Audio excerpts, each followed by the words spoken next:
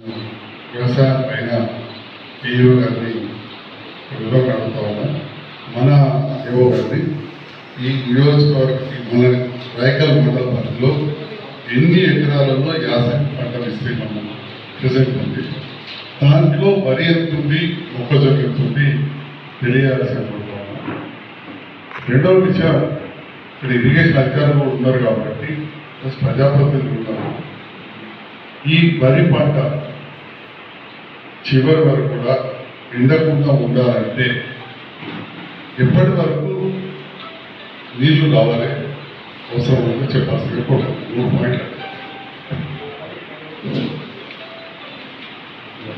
రాయకల్ మండలంలో ఈ యాసంగి సీజన్ గాను మనకు వరి పంట 17,850 ఎకరాలు విస్తీర్ణంలో ఉంది. అలాగే రెండో ప్రాధాన్యమైన పంట మొక్కజొన్న పంట 2,350 ఎకరాలు మనకు యాసంగిలో సాగు చేయడం జరిగింది. అలాగే బొమ్మ పంట 600 ఎకరాల పంట సాగు చేయడం జరిగింది. ముఖ్యమైన పంటలు సార్ ఇది. సార్ నీటి విషయానికి వస్తే ఏప్రిల్ 1st వీక్ వరకు మనకు వాటర్ అనేది అవసరం పడుతుంది సార్. చివరిగా నాకు చేసిన వాళ్ళకి అంతా అంటే ఏప్రిల్ 1st వరకు కూడా వాటర్ అవసరం అవుతుంది.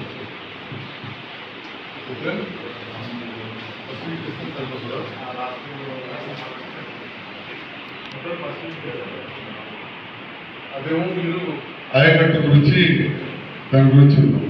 చెరువులో పార్కు ఉన్న వాటి పరిస్థితి ఎట్లా, ఎక్కడన్నా వేరే దగ్గర మీకున్న సమాచారం లేదు. కాలువలు లేకుండా చెరువులో ద్వారా నీళ్ళు వస్తే భూగర్భ జిల్లా ద్వారా వచ్చే పరిస్థితి, ఆవుల పరిస్థితి.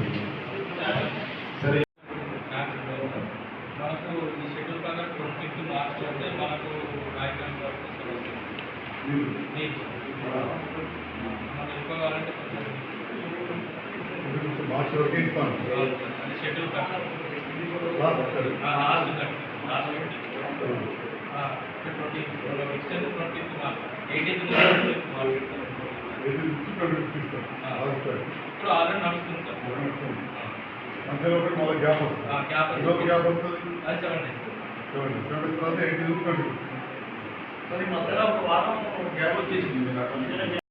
స్టార్ట్ అయ్యేది మమ్మల్ని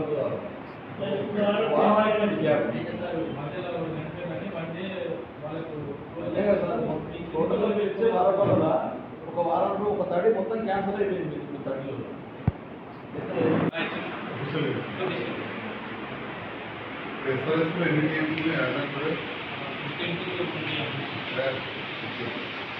అంటే మొన్న మాట్లాడక ముందు పార్టీ 3-4 రోజుల కింద 28 గేమ్స్ మీకు రాదా? ఎస్ఆర్ఎస్పీ లెక్కలు ఎన్నో తెలుగుతాను మీకు రాదా?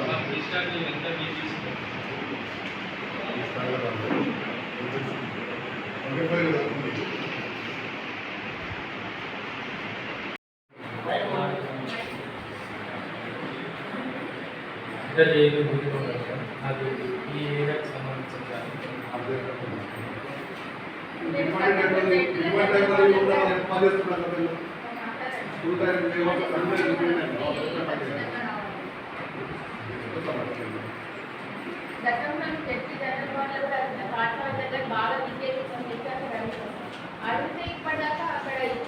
విద్యాశాఖ మొన్న దాంట్లో అడిగిన సార్ నాకు చెప్పాలి. ఎందుకంటే సార్ యొక్క ఆధ్వర్యంలో ఒక్కసారి మా డౌన్ పని జరుగుతుంది. మరి ఇప్పటిదాకా నిండలేదు.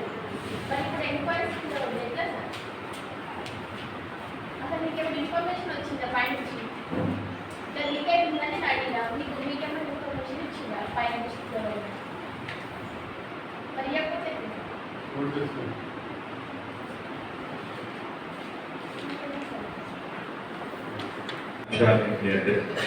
ఒకటి సీఎం బ్రేక్ఫాస్ట్ కింద ప్రస్తుతానికి 3 స్కూళ్ళల్లో అల్పాహారం అందించబడుతుంది.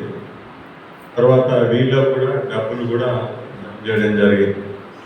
తర్వాత రాగి, జావా, బెల్లం ఎండిఎం వర్కర్స్ ద్వారా మార్నింగ్ పిల్లలందరికీ అందజేయడం జరుగుతుంది. తర్వాత ఇవే కాకుండా 4 స్కూళ్ళకు లైబ్రరీ బుక్స్ అందించడం జరిగింది. అందులో స్టోరీలకు అవి చాలా ఉపయోగకరంగా ఉంటాయి. తర్వాత బోర్డ్ ఎగ్జామ్స్ దగ్గరకు వస్తున్నాయి కాబట్టి ఆల్రెడీ 18 నుంచి స్టార్ట్ అవుతాయి. ఇప్పుడు 2 ప్రీఫైనల్ ఎగ్జామ్స్ను నిర్వహించడం జరిగింది. పేపర్లు కూడా పొజిషన్లో రావడం జరిగింది, వాటిని భద్రపరచడం జరిగింది. 18 నుంచి ఎస్ఎస్సి ఎగ్జామ్స్ పాస్ అవుతాయి. మన మండలం నుండి private and public government schools అంతా కలిసి 788 మంది పిల్లలు ఈసారి రాయకల్ మండలం నుంచి ఎస్ఎస్సికి హాజరవుతున్నారు. వారందరూ కూడా స్థాయి కావడానికి మేమంతా మా శక్తుల్లా పనిచేస్తున్నాం సార్.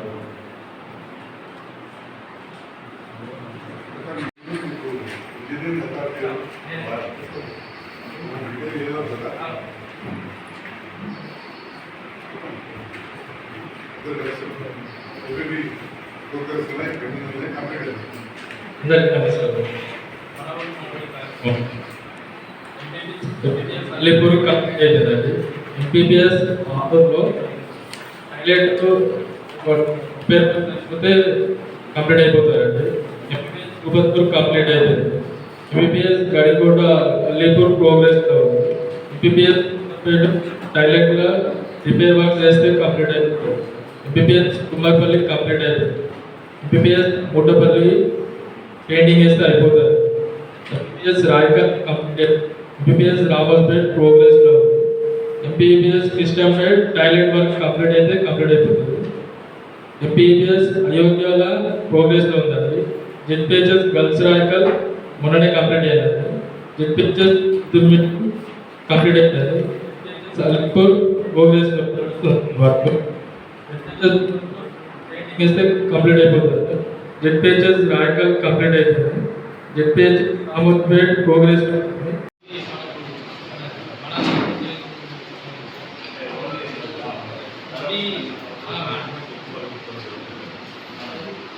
కంప్లీట్ అయితే పెయింట్ చేసుకుంటూ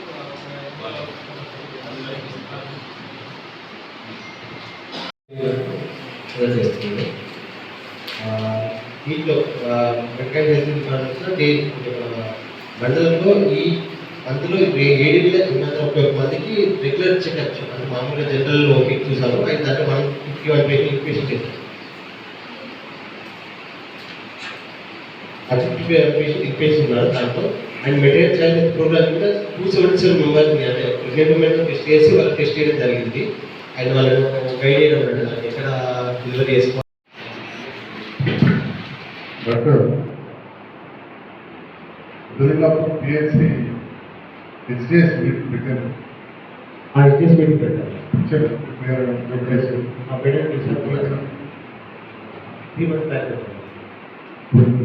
మన గర్భిణీ స్త్రీలకు న్యూట్రిషన్ కిట్ ప్రాబ్లం చేశారు. పరిస్థితి ఉన్నదాగిస్తూ న్యూట్రిషన్ కిట్ సార్ న్యూట్రిషన్ మన దగ్గర పెట్టిన వరకు 191 మెంబర్స్ న్యూట్రిషన్ కాంప్లెక్స్ సార్. ఇంకా ఫర్దర్ పెండింగ్ పెట్టాము కూడా. ఇప్పుడు ఎంత పెండింగ్ ఉంది? ఎంతమంది గర్భిణీలకు న్యూట్రిషన్ కిట్? సార్ ఒక 60 మెంబర్స్ పెండింగ్ ఉంది సార్. ఎంత సప్లై లేదు ప్రభుత్వం? సప్లై లేదు సార్. ఇప్పుడు అంటే ఇంటికి పెట్టాము రాలేదు, మన దగ్గర కూడా అయిపోయింది. అప్పుడు కేసీఆర్ కిట్ అనే వాళ్ళం ఇప్పుడు ఏమంటుందో తెలియదు. నాకు ఎంసీహెచ్ కిట్ అంటే ఇచ్చేది అది రెడీ ఉందా? అది అందుబాటులో ఉన్నాయి. ఎంసీహెచ్ కిట్ సప్లై వస్తే ఇబ్బంది ఏం లేదు. ఎంసీహెచ్ న్యూట్రిషన్ కిట్ మాత్రం పెండింగ్.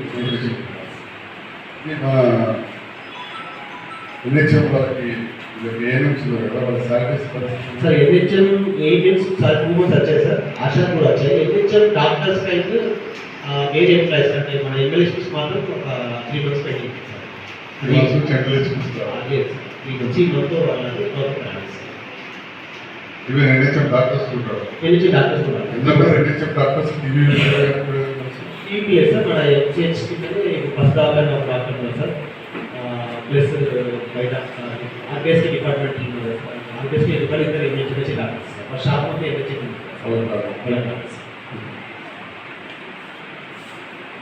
డాక్టర్స్ కూడా డిప్రెషన్ తర్వాత 9 మంది డాక్టర్స్ ఉన్నారు.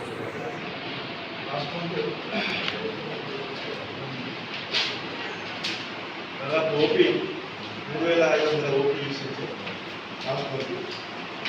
డెలివరీస్ లాస్ట్ మంత్ 18 డెలివరీస్ అయింది సార్.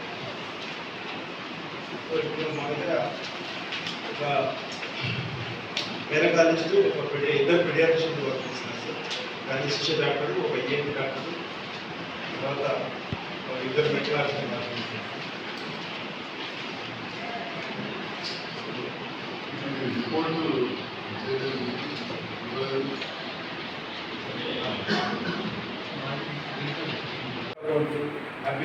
ట్రాన్స్ఫర్ జరుగుతున్నాయి. మాకు ఏంటంటే కొంచెం మార్క్స్ మినిస్ట్రియల్ స్టాఫ్ లేదు సార్, ఆఫీస్ స్టాఫ్ లేకపోవడం వల్ల కొద్దిగా వర్క్ డిలే అయింది. ఈ మధ్యనే మరి అకౌంట్ కూడా ట్రాన్స్ఫర్స్ అన్నీ జరిగినాయి సార్. అన్ని బిల్స్ అవన్నీ రెడీ చేస్తున్నాం సార్. మీకు రెడీ పెట్టుకున్నాం సార్. అది మీకు కలవదే చూస్తున్నాం సార్. ఈ 1-2 డేస్లో లేదు వద్దామని చూస్తున్నాం సార్. అన్నీ దాదాపు అయిపోయినాయి సార్. అకౌంట్ కూడా ట్రాన్స్ఫర్ అవుతున్నాం. Thank you sir. వేయడం జరిగింది. వ్యవసాయాల కోసం రాయకల్ సెక్షన్లో రైతుల కోసం ఒక ట్రాన్స్ఫార్మర్, ఒడ్డలింగపూర్ సెక్షన్లో 2 ట్రాన్స్ఫార్మర్లు కొత్తగా వేయడం జరిగింది.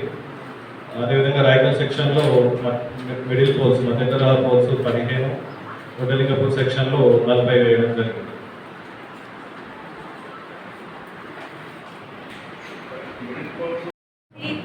లోపు కన్సంప్షన్ అయినా కానీ మళ్ళీ ఎవరైతే వస్తుందో కింద హెల్ప్ డెస్క్ అనేది ఏర్పాటు చేయడం జరిగింది.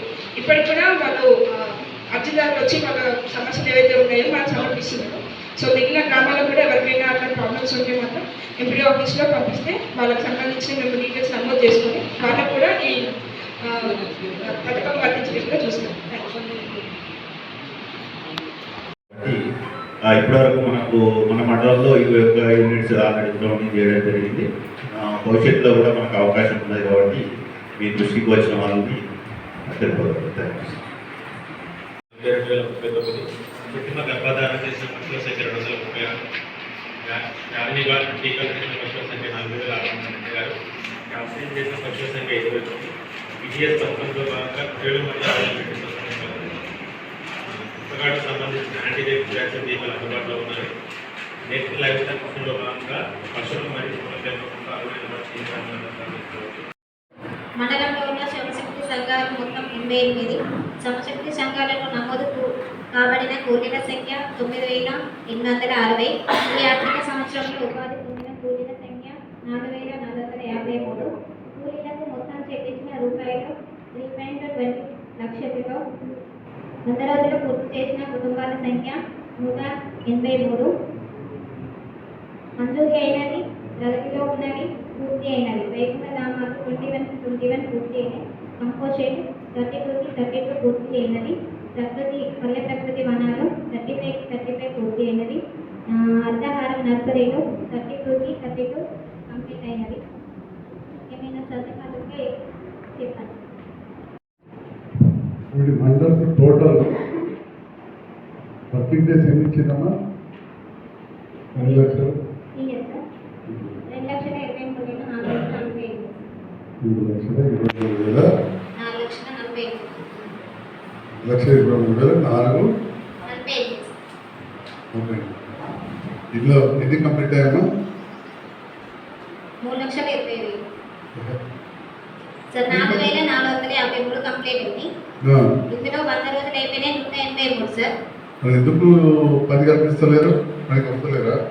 పనికి సార్ కొంచెం మేజర్ అగ్రికల్చర్ వర్క్స్కి వెళ్తున్నారు మన వాళ్ళు. అంటే కూలీలకు మేము సెక్రటరీస్కి డైలీ మనము మోటివేట్ చేస్తున్నాము. ఎందుకంటే గ్రామాల్లో పనులు కూడా అవసరం ఉంది. చాలా ఉదాహరణ తాకవేళ కాలువంతా పాడైపోయి ఉంటుంది.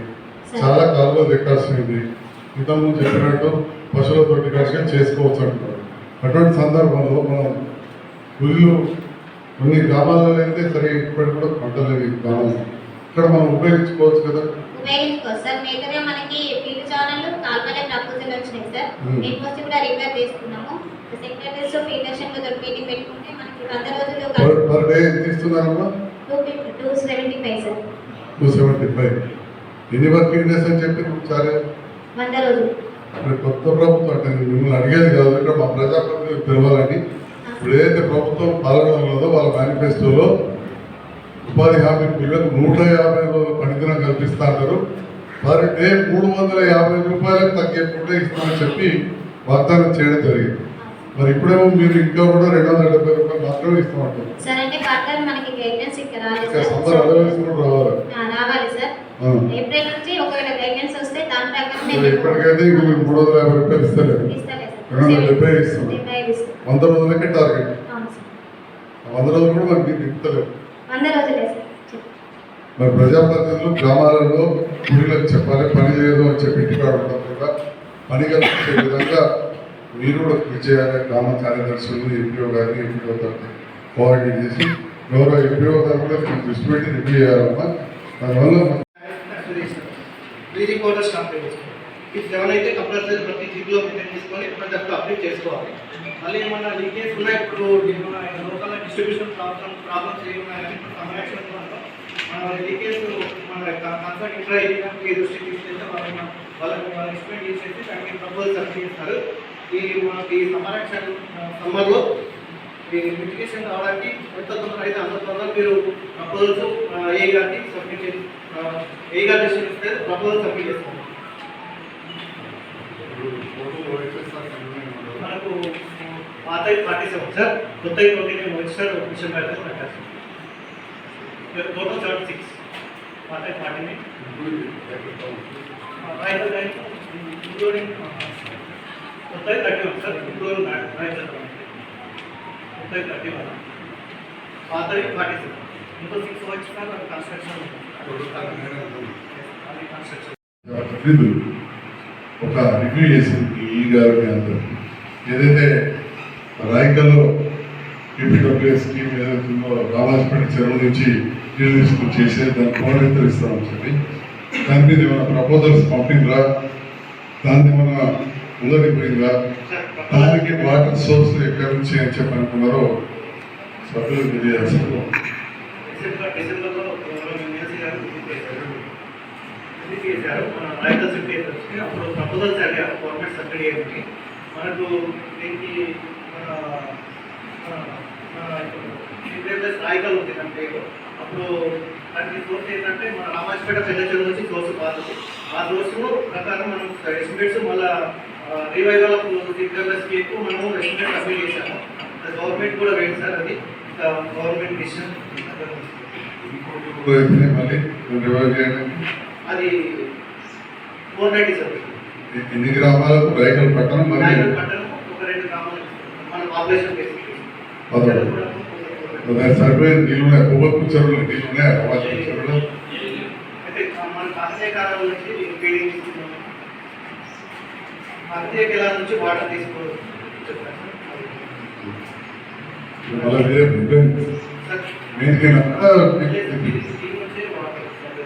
ఎక్కడి నుంచి ఎంత 7 ఎంత లేదా అలా వాళ్ళకే సరిపోయింది.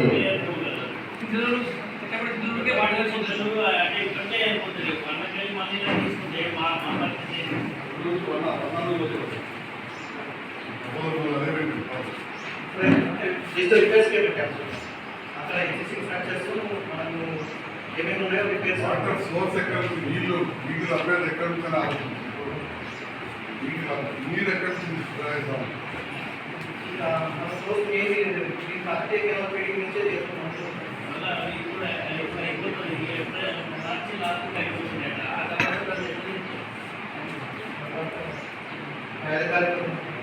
అంతేకాదు ఇబ్బంది పెట్టలేదు. ఇది ఏం ప్రపోజల్ పంపించడం అనేది ఎందుకంటే పత్రికల్లో చాలా పెద్ద వెబ్సైట్స్ అది విషయము. కాబట్టి ఏ ప్రపోజల్ పంపినా అందరి ముందు అడిగితే బాగుంటుంది కదా ఆఫీసర్ని అడగచ్చు. అడగద్దని ఇన్ని రోజులు అడగదు. ఇంకా ఫస్ట్ టైం మనం హాస్పిటల్ అందుకే అందరి ముందే అడుగుతాము. అంటే ఉపసులు రామాజపేట ఎంత అనుభవాలు ఉన్నాయి.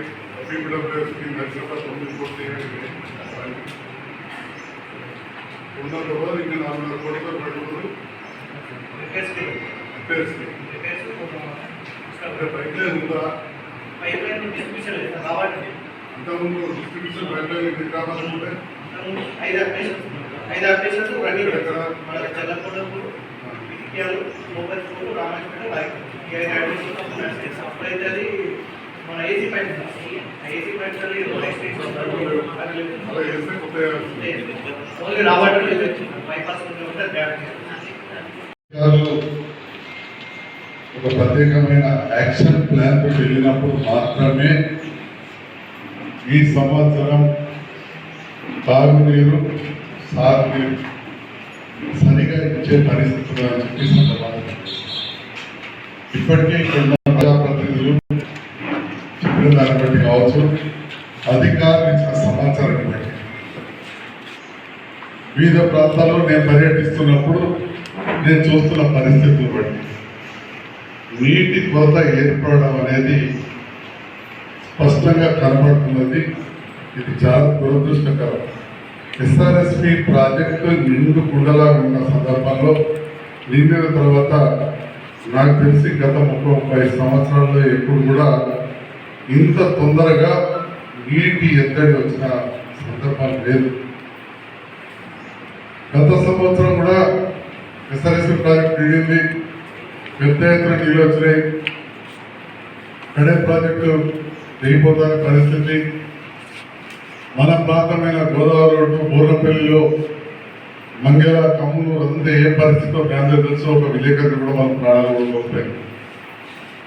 ఈ సంవత్సరం కూడా ప్రాజెక్టు నుండి అత్యధిక వరద గోదావరిలో వచ్చి ఎడ ప్రాజెక్టు దగ్గర తెగిపోతుందని కడే గ్రామాన్ని ఖాళీ చేయించింది. అదేవిధంగా కింద ఎల్లంపల్లి దగ్గర కావచ్చు, మేడిగడ్డ దగ్గర కూడా ఉధృతమైన ప్రవాహం 29 లక్షల క్యూసెక్లు వరద గోదావరి వచ్చింది. గత 50 సంవత్సరాల్లో ఏనాడు కూడా ఒక రోజు రానంత వరద ఈ సంవత్సరం జూలై నెలలో మనకు రావడం జరిగింది సార్. అంటే గత 2 సంవత్సరాలు కూడా ఒక సంవత్సరం వర్షపాతం పడేది జూలైలో పడేది వరద. అయితే ఈ సంవత్సరం అక్టోబర్ తర్వాత కూడా వర్షాలు పడకపోవడం, కాళేశ్వరం ప్రాజెక్టు నీటిని లక్కీలు ఏంటంటే అప్పటికే నిర్మాణంలో ఎల్ఎండిలో ఎల్లంపల్లిలో అదేవిధంగా ఎల్ఎంపల్లి కాదు నిర్మాణం ఎల్ఎండి అదేవిధంగా కొండపోచమ్మ మల్లన్న సాగర్ రంగనాయక సాగర్ అవన్నీ నింపిపెట్టింది కాబట్టి మనకు ఇంకా ఈ మాత్రం పరిస్థితి ఉన్నారు. ఇవాళ చెప్పిన దాని ప్రకారం 25 తారీఖు వరకు నీళ్లు బంద్ చేస్తామంటే సగం పంటలు ఎండిపోతాయి. ఇది మార్చి, ఏప్రిల్, మే విపరీతమైన ఎండలు ఉంటాయి. చెరువులలో నీళ్లు ఉండవు, పవర్ తగ్గే అవకాశం ఉంది. నేను ఈ సందర్భంలో మన సర్వసభ్య సమావేశాన్ని తీర్మానం చేయాల్సి కోరుతున్నా. ఖచ్చితంగా ఏప్రిల్ 10 వరకు ఇంకొక తడి పంటలకు ఇవ్వాలి వచ్చే విధంగా. రెండవది, అన్ని చెరువులు గత 4 సంవత్సరాల నుంచి మనం ఏప్రిల్, మే నెలలో ఎట్లా నింపుకున్నామో ఆ రకంగా నింపాల్సిన విధంగా మన స్టేజ్ 1 ఎస్ఆర్ఎస్పీ ఉన్నాం. దాంట్లో జోన్ 1 ఉన్నాం. ఇక్కడ మనం రైకర్ ఖచ్చితంగా ప్రాధాన్యత ఇవ్వాలి. ఇలా నీటిపారుదల శాఖ మంత్రి గారు కావచ్చు, లేదా ఇంకో సీనియర్ మంత్రి వరదకాలం ద్వారా మొన్ననే దాదాపు 4 నుంచి 5 టీఎంసీల నీరు కిందికి తీసుకుపోయారు. మళ్ళీ ఏమాత్రం తీసుకెళ్ళినా కానీ చాలా ఇబ్బంది అయ్యే అవకాశం ఉంటుంది. ఆ 5 టీఎంసీల నీళ్ళే కానీ మనం తీసుకొని వెళ్ళకపోతే మనకు ప్రమాణం ఇంకా 10 రోజులకు సరిపోతుండే, రోజుకు 1/2 టీఎంసీ వాళ్ళ కిందికి తీసుకుపోవడానికి కోసం పైన మనకు అన్యాయం జరుగుతున్నది. కాబట్టి సర్వసభ సమావేశాన్ని నేను తీర్మానం చేయాల్సింది కోరుతున్నా. ఏప్రిల్ 10 వరకు కాలువలో నీళ్ళు ఇవ్వాలి, తప్పకుండా చివరి ఆయకట్ట వరకు నీళ్ళు ఇవ్వాలి, చెరువులు నింపాల్సిందిగా ఈ సందర్భంలో నా సభ్యులందరూ కూడా కోరుతా ఉన్నాను. రెండవది, త్రాగునీరు విషయంకి వస్తే ఇంతకుముందే ఏఈ గారు చెప్పినట్టు గతంకి ఇప్పటికి చాలా తేడా. గత 70 సంవత్సరాల్లో 49 ట్యాంకులు కట్టుకుంటే మనం అదనంగా 39 కట్టుకున్నాం. బస్తాపూర్ తండా, రాజనగర్ తండా లాంటి చోట్లలో కావచ్చు, బోర్నపల్లిలో కావచ్చు, మనం మారుమూల గ్రామాలలో ఇక్కడ తుర్కాశ్వరం లాంటి చిన్న చిన్న హ్యాబిటేషన్లలో కూడా నీళ్ళ ట్యాంకులు కట్టుకున్నాం. మిషన్ పేరుతో దండగా అంటారు కానీ అదంతా కూడా ఒక పెట్టుబడి. రాయకల్ పట్టణంలో కూడా కట్టుకున్నాం. కొత్త డిస్ట్రిబ్యూషన్లో ఇబ్బంది ఉండవచ్చు. డిస్ట్రిబ్యూషన్లో ఇబ్బంది అనేది రాయకల్ పట్టణ ప్రజలు కావచ్చు, ఊపర్పూర్, రామాజపేట, ఇంటికాల, రైకల్ పట్టణ ప్రజలకు చాలా స్పష్టంగా తెలుసు. గతంలో కూడా 9 కోట్లతోటి పీపీడబ్ల్యూఎస్ స్కీమ్ పెట్టి ప్రమాదపెట్టిన తోవలో చుక్క నీళ్ళు ఇవ్వని పరిస్థితి అన్నాడు చూసింది. కానీ అంతకంటే గొప్పగా ఇప్పుడు తగ్గుతూ ఉన్నాయి. ఏదైతే ఎస్ఆర్ఎస్పీలో నీళ్ళు ఉన్నాయో అక్కడ నుంచి డబ్బా నుంచి రావాలి, ప్రతిరోజు రావాలి, 4 పంపులు నడపాలి. అట్లాంటిది పోయి 3 అని చెప్తున్నారు అధికారులు, కానీ దినం తప్పి దినమిస్తున్నారంటే 2 నడుపుతున్నట్టు చూస్తూ ఉన్నది. దీనివలన తాగునీటికి కూడా సమస్య ఏర్పడుతూ ఉన్నది. కాబట్టి తప్పకుండా 4 పంపులు నడిపి ప్రతిరోజు కూడా మిషన్ పైనంత నీళ్లు అందించాల్సింది ఏర్పడుతూ ఉన్నారు. ఇంకొకటి, చాలా మంది నేను రాజకీయ సభ కాదు మాట్లాడతాం, కానీ కొంతమంది పెద్దలు ప్రజాప్రతినిధులు బయట ఫ్లోరినేషన్ గురించి మన జిల్లా రెవెన్యూలో కూడా మాట్లాడారు. నేను అప్పటికే చెప్పిన అధికారులను అలర్ట్ చేసిన ఫ్లోరినేషన్ అనేది ఎక్కడికక్కడ చేసుకోవచ్చు అని, బ్లీచింగ్ పౌడర్ అంటే కడగడానికి అని చెప్పి వ్యంగ్యంగా మాట్లాడారు. నేను ఒక డాక్టర్ను, నేను చదువుకున్న కాలంలో సోషల్ అండ్ ప్రివెంటివ్ మెడిసిన్ అని చెప్పి మాకు సబ్జెక్టే ఉంటుంది. ఒక సబ్జెక్ట్ మాకు ఉండేటే 13 సబ్జెక్టు, 13కి ఒకటి ఉంటుంది. దాంట్లో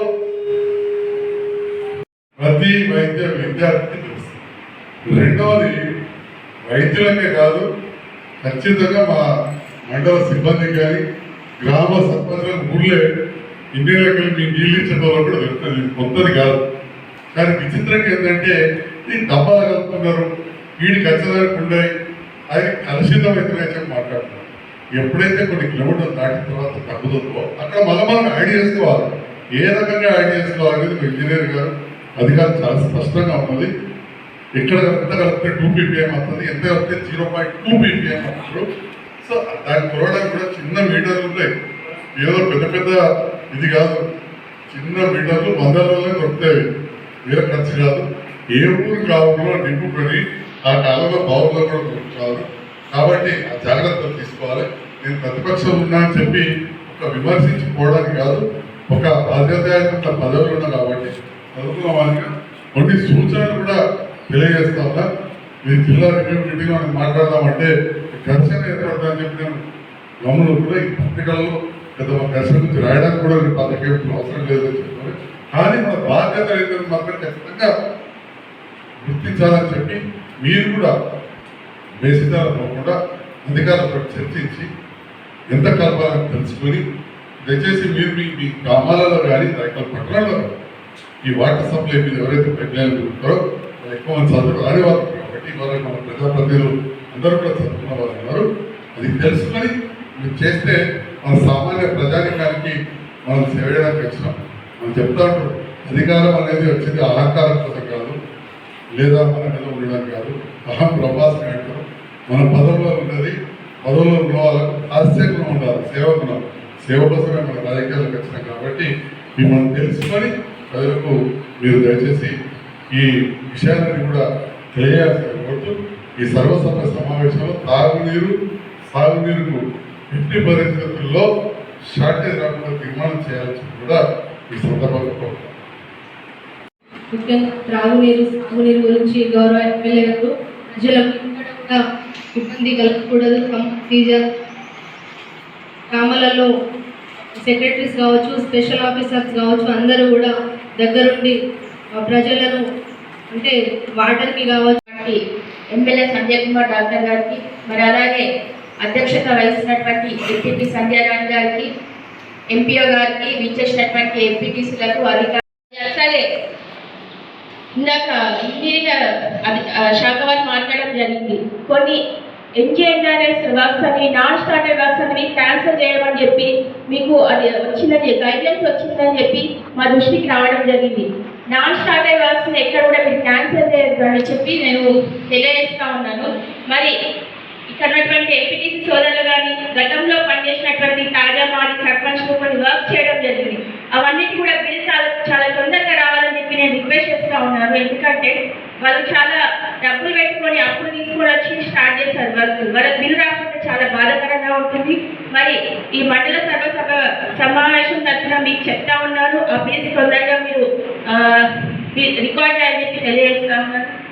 మరి అట్లాగే ఈజీఆర్ కింద మీరు గుట్టలోని తవ్వకుండా ఇందాక చెప్పారు, మా